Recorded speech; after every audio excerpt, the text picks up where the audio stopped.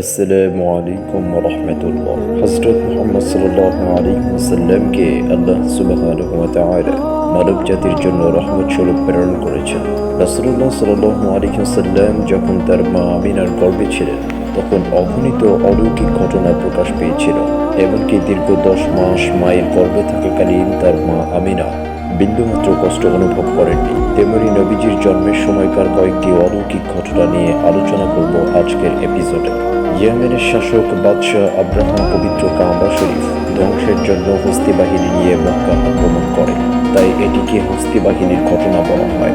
তবে আল্লাহ তাআলার নির্দেশে একদল ছোট পাখির পাথর নিক্ষেপের ফলে হস্তি বাহিনীকে ধ্বংস করে। একে ঐতিহাসিকেরা হযরত মুহাম্মদ সাল্লাল্লাহু আলাইহি ওয়াসাল্লামের শুভ জন্মের পূর্বাভাস বলে উল্লেখ করেছেন। নবীজির জন্মের বেশ কয়েক বছর আগে থেকে দুর্ভিক্ষ শুরু হয়েছিল, কিন্তু তার জন্মের বছর আরবের সেই দুর্ভিক্ষ কেটে যায়। যেহেতু একই বছর কুরাইশরা বাদশাহ আব্রাহার বিরুদ্ধে জয়লাভ করেছিল এবং দুর্ভিক্ষ থেকে পরিত্রাণ পেয়েছিল, তাই বছরটিকে তারা সানাতুল ফাতহ ওয়াল ইবতিহাজ বা বিজয় ও আনন্দের বছর নাম দিয়েছিল। ফাতিমা বিনতে আব্দুল্লাহ রাদিয়াল্লাহু তাআলা আনহা বলেন, যখন নবীজির শুভ আগমন ঘটল তখন আমি নবীজির মা আমিনার কাছে উপস্থিত ছিলাম। আমি দেখলাম প্রতিটি ঘর উজ্জ্বল আলোতে ভরে গেছে। এও দেখলাম আসমানের তারকারাজি এত কাছে এসেছে যে আমার মনে হলো এই তারকা আমার উপর পতিত হবে। আবু উমামা রাদিয়াল্লাহু তাআলা আনহু হতে বর্ণিত, রাসূল সাল্লাল্লাহু আলাইহি ওয়াসাল্লাম বলেন, আমি তোমাদের আমার প্রাথমিক বিষয় সম্পর্কে বলছি।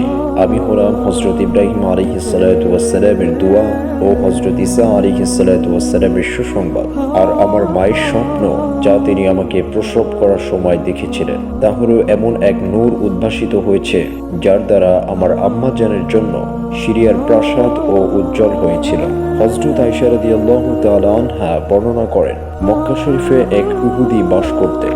যে রাতে মহানবী হযরত মুহাম্মদ সাল্লাল্লাহু আলাইহি ওয়াসাল্লাম জন্মগ্রহণ করেন, সে রাতে তিনি বলেন, হে কুরাইশ দল, আজ রাতে কি তোমাদের মাঝে কোনো শিশু জন্মগ্রহণ করেছে? তারা বলল, আমাদের তা জানা নেই। তখন তিনি বললেন, দেখো, আজ এই উম্মতের নবী তাশরিফ এনেছেন, যার দুই কাঁধের মাঝখানে নবুয়তের চিহ্ন রয়েছে। তিনি 2 রাত পর্যন্ত দুধ পান করবেন না।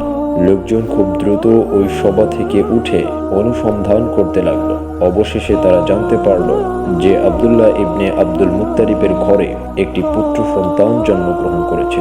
ওই ইহুদি বললেন, তোমরা আমাকে নিয়ে গিয়ে দেখাও। ইহুদি নবজাতকের 2 বাহুর মাঝখানে মোহরে নবুয়তের চিহ্ন দেখে জ্ঞান হারিয়ে ফেললেন। জ্ঞান ফেরার পর তিনি বললেন, নবুয়ত বনি ইসরাইল থেকে চলে গেছে।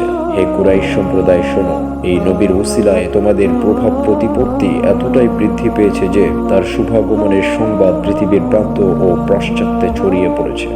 ভিডিওটি ভালো লাগলে লাইক, কমেন্ট, শেয়ার এবং সাবস্ক্রাইব করে পাশে থাকবেন।